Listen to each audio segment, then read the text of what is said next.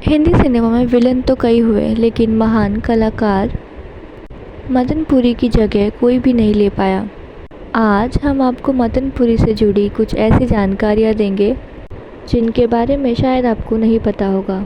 उनकी मौत कितनी दर्दनाक हुई और उसकी वजह क्या थी, ये सारी ही बातें हम आपको इस वीडियो में बताएंगे। 60 और 70 के दशक में एक अभिनेता खलनायक के रूप में लोगों के दिलों और दिमाग में बसा हुआ था। अमिताभ की दीवार मूवी याद कीजिए। उस मूवी में इन्होंने इतनी अच्छी एक्टिंग की कि आज भी लोग इनके रोल को याद करते हैं। करीब 40 साल के करियर में उन्होंने 450 फिल्मों में काम किया है। ब्रिटिश इंडिया के नवाशहर में रहने वाले निहाल चंद्र पुरी बहुत ही ज़्यादा किस्मत वाले थे। उनके 5 बच्चे हुए, जिनमें से छोटा बेटा हरीश पुरी इंडियन ऑयल में मैनेजर बन गया।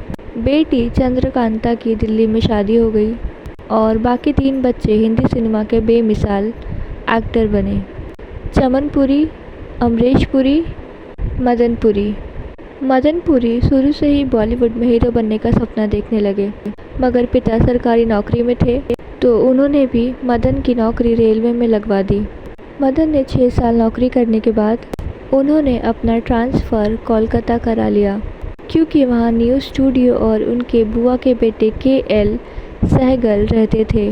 वो अपनी नौकरी ख़त्म करके रोज़ न्यूज़ स्टूडियो के चक्कर लगाया करते थे। उनको रोज़ आता देख एक बार सहगल ने पूछ लिया, क्या तुम अभिनय करना चाहते हो? मदन पुरी ने फ़ौरन हाँ बोल दिया।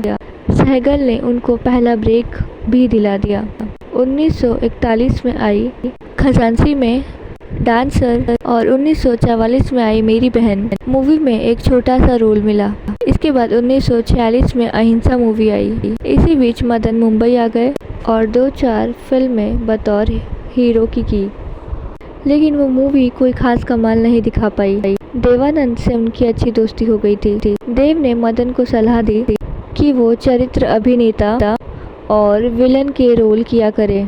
देव के सलाह पर मदन ने कुछ फिल्में की। पूरब और पश्चिम, विद्या, नमूना से लेकर चीर, ये सारी ही मूवीज़ में इन्होंने काम किया। हैरत की बात है कि देव की सलाह काम आई और विलन के रूप में मदन पुरी का सिक्का जमने लगा।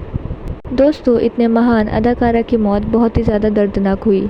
मदन पुरी की शादी शीला नाम की लड़की से हुई। दोनों के 3 बेटे हुए, प्रवेश, कमलेश और रमेश। बेटा कमलेश NDA परीक्षा पार कर सेना में अधिकारी बन गया था। उन्होंने पिता पे एक किताब लिखी थी। किताब का नाम है माय फादर द विलेन।